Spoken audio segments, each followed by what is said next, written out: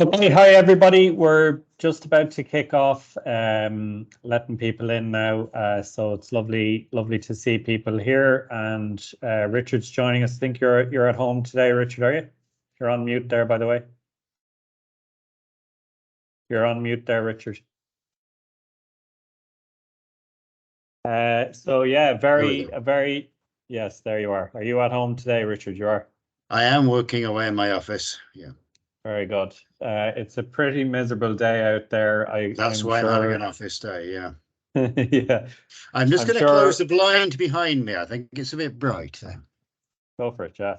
So I'm assuming it's pretty much the same everywhere for most people who are joining us today, and but you might let us know in the chat if it's just as miserable where you are as it is here in Waterford.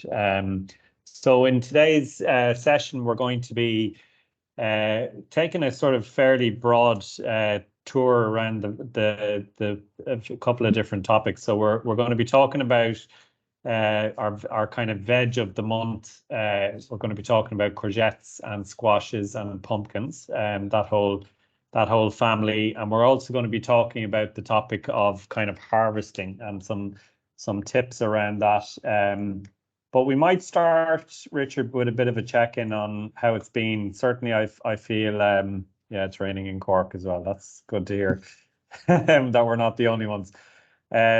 So how has it been in the last month? It feels like certainly in my home veg patch, it's been tricky enough month, like some pretty inclement weather, lots of rain, couple of storms. It hasn't been very pleasant, really, has it? No, I think it's been an extremely difficult year. I've been growing for many years, and it's one of the more difficult ones I've known. I think with the climate crisis that we have, uh, variable weather has become more variable. So the nature of the climate here or in Britain has always been uh, fairly unpredictable, but the extremes are more, I think. So if it's rainy, it's very wet. If it's hot, it's very hot, which means you have to work harder as a grower, really. So yes, it's not been an easy season. September hasn't been the worst month. July and August dreadful, and June was so hot and dry. So yes, it's been an awkward year, but September's been awkward enough. Yeah. Yeah, and that coincides, I suppose, with it's a busy month as well, September for from a harvesting perspective. Certainly at home, I've been harvesting obviously the things you'd expect, tomatoes and peppers and things from the tunnel, but it also tends to be a kind of time of the year where you're sort of lifting some of the big crops or starting to harvest some of the big autumn Yes, veg. I would uh, stay off a lot of harvesting for storage yet. So a lot, back garden people often get a little bit overexcited and harvest things before they have. I wasn't talking about you there, Meg. I know you are absolutely talking about me. I know by you had that glint in your eye when you said Oh, that's just because I'm a happy grower, really. Yeah, it's quite important to wait till things are got ready for storage. The things we eat, like beetroot or carrots or potatoes, are all storage organs, and they get the message that it's time to sleep for the winter, which is what we want them to do for storage when the soil cools off. So commercial growers won't move in to harvest things like potatoes or carrots until the ground's cooled off. At the Hmm. moment, I would consider it still too warm because the soil's staying warmer longer, the nature of the climate chaos. But I would wait till it's been, I mean, this weekend's going to be very warm again. I'd certainly wait a couple of weeks till harvesting things for storage. Now, people can often get a bit confused about this one. You can harvest to use now, obviously, if you want to dig some potatoes or have a bit of beetroot or some carrots. But for many of the root crops for storage, it's a good idea to leave them. And I'm very traditional with my parsnips. Chef doesn't get them till the first frost because the first frost, which happens later every year. So we're probably if at having all. parsnips for Christmas. So usually the end of October we've had a frost, but there's been zero sign of one yet with us. I don't know whether people who live in the Midlands and so on have had them yet. But uh, yeah, parsnips get left until the frost. I'm a bit worried about my beetroot now because I lifted that about a month ago, and I did that because there was a bit of I suspect a bit of a rodent problem. Something was chewing the tops of the beetroots. So I wanted to get them Wasn't out that of your there. dog? No, this was not my dog actually, though. No, you're right. My dog was he would literally lift the beetroot, like he'd take it, plant and all, and then gnaw it up on the deck. But no, this was in situ in the veg patch. There was something biting the tops of the beetroot. I suspect it was a mouse or a rat, unfortunately. So I wanted to get them out of there. And also, there's also that tension with beetroot where if you leave them in the ground, they can get very big. So I kind of wanted to take them out when they were like Yeah, crick. for storage you work backwards for when they're going to be ideally mature. So I So sowed mine storage too early. beetroot you should really be putting in well into June, I would leave. Certainly no earlier than late May. And then they're sort of perfect. They're mature without being woody is what you're going for. So Yeah, uh, yeah, I mean, I'm not saying they'll rot or anything, but they'll store less well right. than if and also you need to have ideally refrigerator storage because the temperature in a shed or something is still very, very warm. So if people are serious about storage, I remember the autumn bank holiday, sorry, the autumn school holiday, the midterm, late October was still when I was a kid known as potato picking holiday. Gives you some idea what it did for my school holidays, really. Gives it But gives us that's gives us some idea how old you are as well, Richard. yes. So that's traditionally the time, late October, when the things come in. And who knows, in 20 years' time, we could be talking mid-November or late November, but there we go. Okay, so beetroot, carrots, parsnips, celeriac. You're suggesting we leave in the I, ground, I would leave them in the harvest them ground. as you And need them, obviously, but leave them in the ground. well, all of these things can be damaged by slugs, as you were saying, rodents. It sounds like you need to get a cat as well as a dog there, Mick. Yeah. But they can all be damaged. If they're being damaged, then cut your losses. And if you've got a small amount, anything can go in the bottom of the fridge. Now, it's one of my pet annoying. Well, lots of things annoy me actually, Mick, as you know. But one of them is people who leave carrots on a shelf in the kitchen and put tomatoes in the fridge. No, tomatoes, peppers, and so on are stored outside the fridge. And if you have things like beet or carrots, the bottom of the fridge for the average family can hold quite a lot.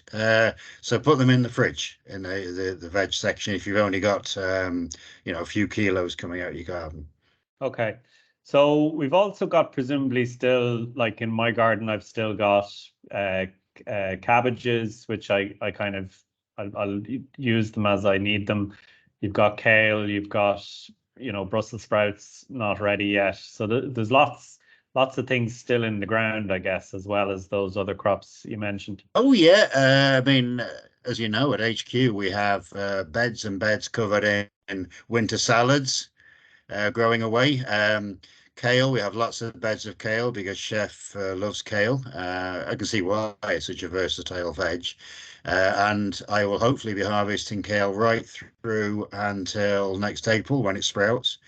And when it sprouts, I then, as you know, on the menu we have poor man's broccoli, which is the kale shoots, which are effectively primitive broccoli and equally tasty. I nibble them all day when I'm harvesting raw, but I'm not vegan, so I'm happy to have the odd bit of aphid on them when I'm doing it. But they, yeah, all of these things are valuable with winter chard. Generally that's cleared off by December, but will sprout again in the spring. So, there's Yeah. lots should be coming up. Leeks as well.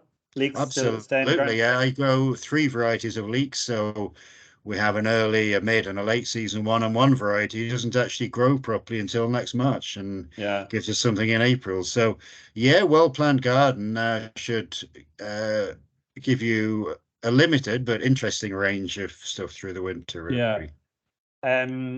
And what I'm sorry, something came into my head there now and it's gone again. That's a sign I'm getting old as well. As well. But as well as you, but not quite as fast as you, Richard. So yeah, okay. So we've got plenty of stuff in the garden. Oh yeah, sorry, I knew it would come to me. The my kale plants got, or several of them got blown over in the wind last week, which is annoying. Like, are they salvageable to sort of I put a wouldn't post try in and pull them? them up again. I'd leave them where they are and let them grow at 20 degrees the ground or whatever. Would you? Yeah, because if you start pulling them up, you tend to snap the roots. And I mean, I know people who have done that and put canes in and things, but they're probably going to go over again. I mean, you're in a fairly windy spot by the sea where you are. Yeah. Well, aren't we all in windy spots in Ireland, unless you're very, very lucky? Um, yeah, leave them be a bit. Okay. They'll still grow. Okay. So our veg of the month then it's like courgettes, squashes, and pumpkins, which is a bit of a catch-all, obviously. But courgettes still going strong. I think certainly the one plants I have in the polytunnel are still churning Yeah, out the courgettes. polytunnel will. Outside, there's one or two coming in now, but the yield has dropped massively. But they kept going through September anyway with a steady crop. Nothing like the huge crops you get in July, August, but Yeah. trundling on. But yeah, very much autumn squash time. It's been a dreadful year for squash. A yield is about. I mean, I have quite a few at HQ, but my yield is about half of what it was last year. Yeah. Number Why is lower. that? Uh, they have a very high base temperature for growing, which is, as it sounds, the temperature that they start growing at. You've got the doors in your screen there. People keep coming in and out behind you. Yeah, yeah. Can't Um, help that, I'm afraid. no, sorry, didn't know whether you knew. Yes, they have a very high basal temperature. So that just means that in a cold summer, they don't get much growing opportunity. Simple as that, really. They like the heat, and some years you get the occasional year where it seems someone's flicked a switch in early August, and it suddenly gets hot. And I've seen squash then. They almost you can almost stand there watching them growing. They're almost waiting for this to happen, but it never happened this year. And by the time we got warm weather in was it second week of September, they'd Yeah. pretty much given up then. So it's too late. Had that weather have occurred a month before, it would have made a huge difference to the yield because it's, as I say, a lot of the reduced yield is the individual squash is smaller. Also, did we had quite a long dry spell at probably just the wrong time for them too, didn't we? Like When we was it transplanted, yeah. when we transplanted in July, we had a very dry spell first 2 weeks, Yeah. didn't we? I managed to, I mean, obviously you pay me to do it. I managed to control that with irrigating, though it took time. So I think I got through that one, but it was the real killer was the July, August summer that didn't really happen. Yeah, okay. All right, so and is the same applies to pumpkins, presumably you're kind of lumping the two of them together there. Yeah, very much. So, I mean, you always, as a gardener, should learn from every bad year. And I've one particular variety, which was quite ridiculous when I've come on this webinar, and I've forgotten the name of it now. But we can put that up as answers anyway, if people are interested. One of the varieties I've grown, which is a large one, has actually grown quite well. And the banker one, which is the Uchikikori, the orange one, Yeah. very small this year, about half size on average. The reason why I've forgotten the name, actually, it's a French name, and I'm no linguist. Oh, is it Vive Rouge de Tempe? Sorry? Is it Vive Rouge de Tempe? That's one of the French varieties. Yes, it is, Mick. Yes, I knew it. I knew I'd get Is that. that I'd have because my they moment. gave you the plants with labels in? No, that's because I've grown that several years myself, and I know it, and I've No, got a better memory than you. there is that, Mick. Yeah, maybe less to think about. That is, I think we'll just end the webinar now because I've just had my moment of beating you, and that just feels really This is good. monkeys and typewriters and Shakespeare, is it? Anyway, so if we had had a normal year of squashes and pumpkins, what's the approach to harvesting those? So we want to leave them on till when, and what do we do when we want to harvest them? Right. By variety, I harvest my varieties in 3 batches. I like to harvest in dryish weather when there's been a little bit of sun, if possible. But I don't know whether that makes much difference. But for instance, my Ochikikuri, I harvested about 3 weeks ago now because the plants were dying off and the pumpkins are obviously ready. They're ready to eat. I tried them. Chef has tried them. They're ready now. And then I Vita Tomp.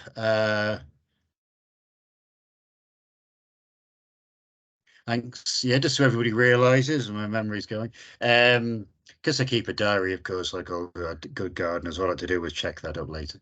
Um, yes, the Vita Tomp is coming in. We got dry weather. It's going to come in next Tuesday, I think. That's the final. Sorry, no, that came in last week. And then the final harvest is the very hard ones, the butternuts and a couple of the torpedo type ones, which they last very well through the winter. And they're not quite, they're ripening very slowly. They might not even do it. It's still worth bringing them in. But they will be need to be used fairly quickly. Sheffield will be a bit clever with them if they haven't ripened yet. But some varieties really know your variety. I probably remember the variety you put in. They actually improve with storage. So know what you're growing. Certain early ones you just can eat as you go. From late August onwards, other varieties improve right up to Christmas. So I store them in the glass house because that's a nice dry environment. If we were getting really hard weather, which in a El Nino year, I would predict we probably will get hard weather over the winter at some stage. Then you want to get them somewhere warmer than the glass house because hard frost will get in there then. Yeah, I have a Crown Prince. Is it a squash or a pumpkin? I can never remember. Crown Prince. That's one of those arbitrary things that amateur gardeners worry about. They're all squashes in seed Okay. catalogues. Okay. Yeah, I So mean, it's just one of those arbitrary names. Uh, yeah, I mean, there are a couple of different wild species involved in them, but you treat them all the same way. There's summer squashes and winter squashes. That's the only gardening division. A summer okay. squash is a courgette. And the patty pans actually are something a bit like that. I grew patty pans and Chef used those in early September. I think they formed a big part of the harvest supper he put on. Yeah. But So the point they, I was going to make before you went into that big long lecture there is that I have a Crown Prince squash in the porch at home from this time last year when I harvested mm, it, and it's still absolutely perfect. I just found it underneath an old coat, and it's still the skin's still hard and it looks yeah, absolutely fine, which is just goes to show how long they can store. Amazing crop to yes. have. If you must have got a good finish on it, usually that's getting it in at the right time and Mm, keeping it in, letting it finish off. The mature ones like Crown Prince, let them finish off in the right environment. The glass house conservatory is ideal for that. So, yeah, yeah, failing that, a spare bedroom, or if you live in a flat, I suppose the coolish corner of your kitchen or something. yeah. And they will store very happily, I think, as a rule, like Oh, yeah. till April, They May kept next Native year. Americans going through the winter, Yeah, exactly. traditionally. And it's probably a good reminder as well. Like I was listening to an ad on the radio this morning for one of the supermarkets saying we've got pumpkins for sale for like €2 or whatever, that they are edible. We tend to think of pumpkins as the sort of Halloween decoration, but they're perfectly good to eat, albeit different varieties better than others Yeah, I to mean, eat. they're But not the sort of superb flavor of a Crown Prince or something which can make the center of a meal if you roast them, can't they? yeah, But um, they'll make a big pumpkin. I used to grow them when my kids were little. A big pumpkin, you scrape the inside out and make a tasty soup if you throw handfuls of sage and cream or whatever in with it, you know. Yeah, exactly. Exactly. And are most of the pumpkins that we're buying in supermarkets for decorations for Halloween, are they Irish, do you think, or are they I've being no grown here? idea. I know people who grow them, but what percentage of the crop they grow, I don't know. Yeah, I think we do. I mean, you can grow them here. Think I read somewhere we grow around a million pumpkins a year for Halloween in Ireland, which is at That least sounds, at yeah. least that is supporting Irish growers, which is good. That sounds But like most of the kids who the right age would want them would seem about that sort of number, wouldn't it, in the population of Ireland? yeah, Are exactly. we going to move on to questions before we finish off at all? Just looking at the time there. Yeah, absolutely. So, first question is from Tom. He says, "How do you store hanging strawberry baskets for the winter?" Right. First thing is with the hanging baskets, I would be quite tempted to replant them every August with new plants. Okay. Because potting compost doesn't really go very well one year from the next. Great to be replaced. But if you do want to keep them on, and obviously no harm in doing it, then leave the hanging baskets in the autumn in full sun outside because that's when the plant is making its flowers for next year's growing. It makes its flowers in the autumn. Then leave it outside because what it then needs to do is know it's had a winter for those flowers to then produce. So leave it outside is no advantage whatsoever bringing it inside or anything that will actually reduce the fruit. And then next March, give it a really good liquid feed and keep feeding it. Does that suggest polytunnel strawberries then might not do as well if the Well, warmer no, they're temperatures? great. When I've done them commercial level, you buy the runners in, and those runners have been put in the fridge to give them a winter, effectively, Ah, big runners. But if you traditionally were a glasshouse crop, which I'm old enough to remember, those plants were put outside um, in pots and then brought in January.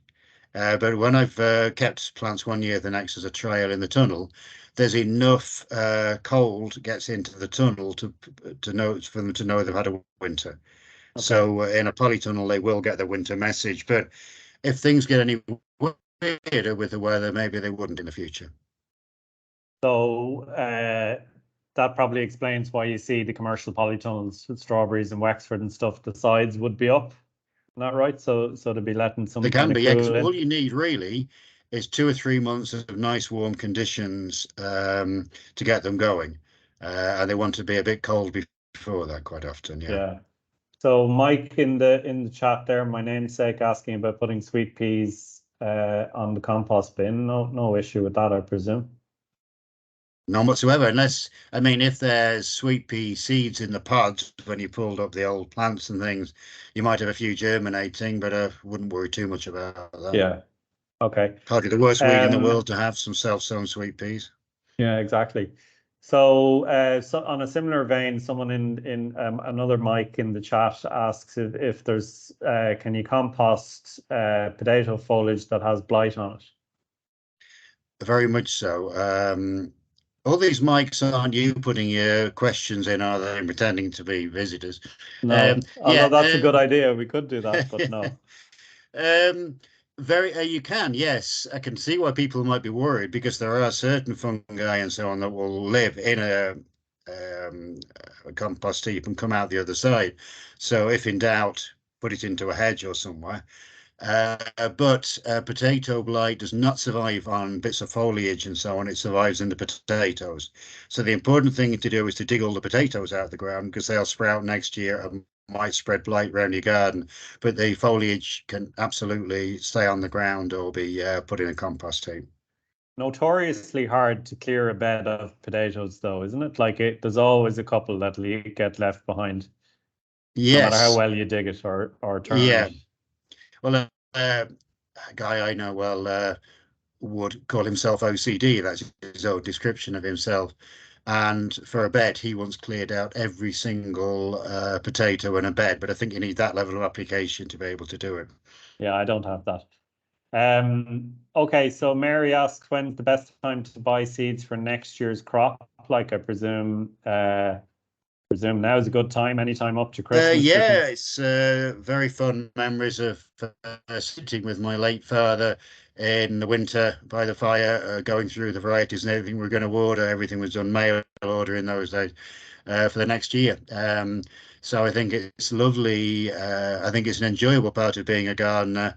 Sit sometime in the winter, reflect on what's gone well, what's gone badly, and have your mental picture of your garden, how it's going to be absolutely perfect next year. I always have that mental Yeah, picture in the winter, and what you're it going to has grow it ha and so on.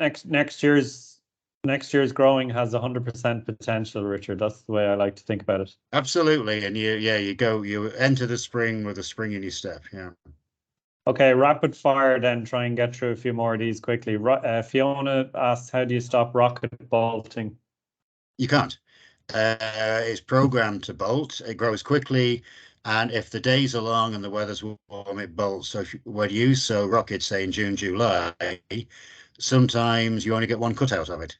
But having said that, not sowing it too thickly, having a nice fertile bed and keeping it moist will mean you'll get a crop before it bolts. But stuff sown in August can often keep going through the winter if it's in a sheltered spot. Certainly in the tunnel, I sowed some rocket in early September. I've had two cuts off it already, and I'll hope to get four or five more before it bolts next March. So it depends on the time of year, but it's nothing much you can do about it apart from keep it watered and fed. But if you sow it in June, you'll get one cut. That's it, really. Okay. How do I make sure potatoes, this is Orla, how do I make sure potatoes grow even in very heavy clay soil? Orla being Right, the name, or that's Orla where being the growing name them on of, ridges comes from. Have them on a ridge, the traditional potato ridge, and put lots of organic matter into the soil. And with those two things, you'll be okay. okay. Also, Orla is the name of a potato variety as well, which is interesting. Mm. So Lorraine asks about tomatoes self-seeding. They grew in the glass house. Any tips from the winter to encourage them? Left old tomatoes on the soil this year, so the same will happen. So that It question will of happen. do you want to let them grow or should you take them out, basically? Um, Now you can grow tomatoes continuously in the same spot, and I haven't got time to explain why that's different from normal rotations, apart from to say it is a short-lived perennial, so it's happy to grow in the same spot every year as long as you keep the soil nice and healthy. Um, Let them come and thin them next spring if you want. Anything that germinates early, and I've seen the odd one germinating under my tomatoes already, will be killed off usually over the winter, unless you're in a very mild place. But the ones that germinate away in the spring will grow away for you, and just thin them Mm, out. Don't be tempted to have them too close. I find for healthy tomatoes, unless you're going to spray, 60 centimeters, 2 foot in each direction is what you need for them to grow well. yeah. Richard, just on tomatoes, I had a bad year with tomatoes this year to the extent that like I've taken them all out now, which is I think the earliest I've ever had my tunnel cleared. And I think it's because I lost my tunnel door last year in a storm and it was just too cold when I planted them out. But is there anything else? I mean, was it generally Bad a good year. year? Was it a bad year for tomatoes as Yeah, well? exactly the same as the squash. They like it Yeah, nice and warm. And when I was going through reviewing my record of yields each week this year, we haven't had the bucket after bucket weeks when they go down to the kitchen and remember the kitchen staff will be there processing tomatoes all morning, to make yeah, chutneys and so on and pickles. And haven't had a week like that. Yield is right down. It was a bad year for blight, so often that got into tomatoes, and been a yeah. bad year for botrytis. The grey mold. So it's been. I'm struggling. Strangely enough, the Tigerella's finished, but a superb variety which is available from Brown Envelope Seeds in West Cork, called Mortgage Lifter, an Irish bred variety of beefsteak, are still going strong. Wow. Well, not strong's too big a word, but I got 4 kilos yesterday. So That's brilliant. they're from Brown Envelope Seeds, so I'd give those a big plug, you know. Yeah, and I would actually pick a variety that I grew this year for a plug as well called San Marzano, which is a very Nice flavor, long, yeah. yeah, beautiful flavor. Like almost I'd say the best we grew this year. It's a very long kind of plum shaped, sorry, not plum shaped, a very long sort of pear shaped kind of tomato, quite big, almost beefsteak size, but absolutely delicious flavor. Thought it was incredible. So I'll definitely be Mm, adding that to the list for next year. Dee had asked a question about tomatoes being slow this year. I think we've probably answered that. yeah. Same as myself, Dee. You can give yourself a pass. It was just a bad year. Bernie asks Richard about the best way to protect soil in raised beds over the winter. So I'm assuming we'd Yeah, be we saying mentioned cover that them. last time, and it's have something growing in it is the best thing of all. Yeah, And so why not have something like which ours in front of the building there covered in corn salad? A bit late to do that now. You can still just about get a green manure in. Phacelia, I'm experimenting putting one bed of Phacelia in next week just to see how late I can go. So you probably still get away with that. Failing that, you can cover it with a little bit of compost or something, just to cover the surface. But the best thing of all is roots. The soil needs yeah, roots in it. yeah. And then there's probably three questions here which are similar about what to grow at this time of the year, including someone saying they can only do so in pots. They have a small backyard. So I guess we'd be thinking things like garlic and broad beans and what Yeah, what else can you sow? we've gone beyond the autumn sown salad crops. I think really Hmm. they won't grow effectively now, but it's garlic. Don't get it from the supermarket. Buy proper planting garlic, which is good for the Irish climate. If you buy it from a supermarket, it might be Chinese, Spanish, anything adapted to their climate. Um, and wait until the end of October, beginning of November. The sweet time really is November. Any time up to beginning of December seems to be optimum yield the next spring. Um, give it plenty of space, 9 inches, which is 23 centimeters, isn't it? 20, about 20 to 25 centimeters apart. Stick it in the ground and away you go. Broad beans are a lovely crop. Fine thing to have with new potatoes next summer.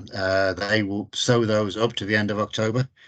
Overwintered peas you can get away with. There's grow varieties uh, which are recommended for overwintering. You can sow, you can put in the overwintered onion sets. They'll go in Yeah, happily enough.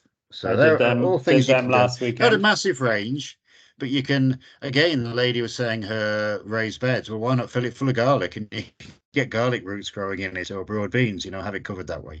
Yeah. Is it true that garlic is a kind of a disinfectant for soil as well, that it improves the soil or resets the soil? Have you heard that? No, but it doesn't sound like very sensible at all, really. Okay. That tells me. So Elizabeth asks how to keep my rosemary alive during the winter months. Nothing really Yeah, much to well, do. Rose, we have a Mediterranean herb bed, and I always walk past it in sunglasses with a t-shirt on to persuade the plants they are, in fact, growing in a much warmer climate. But apart from that, we have very good drainage. I raised it and put in a load of gravel. Um, that's a lot of work. If you don't fancy that, then they actually, despite my general downer on raised beds, Mediterranean herbs are superb for a raised bed because the drainage problem for growing veg is a drainage advantage for them. Keep Yeah. it dry, keep it in good sun. Don't have it and a little bit of air moving around it doesn't seem to do any harm either. But wet feet are the way to kill them. Okay, great. Um, I think that's it. Hold on now. What veg can be planted outdoors this season? That was Jennifer. I think we've talked about that. So is it fair to say it's too late, even if you hadn't gotten to it, say like someone like me, some winter salads in a polytunnel? Oh, not a polytunnel. You Okay. can go happily go up to the end of October. I mean, I'm sowing this afternoon in the polytunnels here. Okay. No, I when I've done trials on how late you can go, if you sow them in November, I found they will germinate, but they often get to about 4 or 5 centimeters high and then decide to bolt immediately in February, having never had a harvest. So I find if anything up to the end of October works. So when you say anything, you're talking about like Mizuna Rocket. So by anything, I mean any date, any time. Okay. Yeah, the one, yeah, you can also sow the indoor ones like corn salad or winter purslane. You can go a little bit later than Yeah. those actually with those Yeah. because they don't bolt. Well, obviously with winter purslane, you want it to bolt. You want the little flowers in the leaves. Um, yeah, that's the winter brassica crops. Mustard, Mizuna, rocket, and so on. So you can happily go up to end of October. What about lettuce? Would that work in a tunnel still? Um, Like you do see winter varieties of lettuce kind of thing, don't you? yeah, you can. In my experience, when I try, it tends to rot off if it starts too late. I tried lettuce that late because a red leaf lettuce. It will grow and it won't bolt, but you can have bad rotting problems. So give it a go is the best. You're not going to cause World War III if you plant 2 rows and it doesn't grow great. You can tell me what you find in the spring. That's very true. Good perspective for us to close on, I think, Richard. Unless if anybody has any questions they want to ask, maybe put them into the chat there I saw the before we second finish. Mike Kelly just put something in from Kerry about compost on a bed. Oh yeah, is it better to put compost on raised beds now or in the spring? Well, yeah, for nutrient supply and effective use of the compost, it would be in the spring. If the beds are otherwise bare and could get damaged over the winter, then put the compost on now and accept you've lost some of the nitrogen leached out by the spring. And is it better or worse to cover over with something cardboard or plastic to stop weeds growing? That'd be my motivation for covering down would be to stop weeds growing. I would actually let the weeds grow. As you know, I use I knew weeds you as were going to ground say that. cover. Yeah. So you just said it to annoy me then, did you? No, I just Yeah. said Wind it me so up. you might change your mind and give me a pass on Have you weeds ever for a known change. that happen? No. Uh, I would let the weeds grow as long as they don't seed. There's no harm done. In fact, Okay. that they're effectively keeping the soil alive. But if you are one of those anally retentive tidy gardeners who panics when they see weeds, not that I'm saying you are, make it all, then cardboard recommend. I'd be wary of plastic. I used to use plastic for killing off weeds and so on, but the evidence is you get large amounts of microplastics in the soil, which can't be good and then Okay, in your can't be good. food. So that can't be good. So yeah, use cardboard, and cardboard does stop the rain doing the worst of the damage to the soil. But it's not as good as having weeds with roots in the soil. Okay, fair enough, understood. Okay, on that note, we're going to leave it there. We're just bang on time for a change. So thanks a million, everyone, for listening, for all the questions that people Thank you. sent in, and have a good month ahead and a good weekend. And we'll talk to you in a month's time. Bye bye. Thanks, Richard.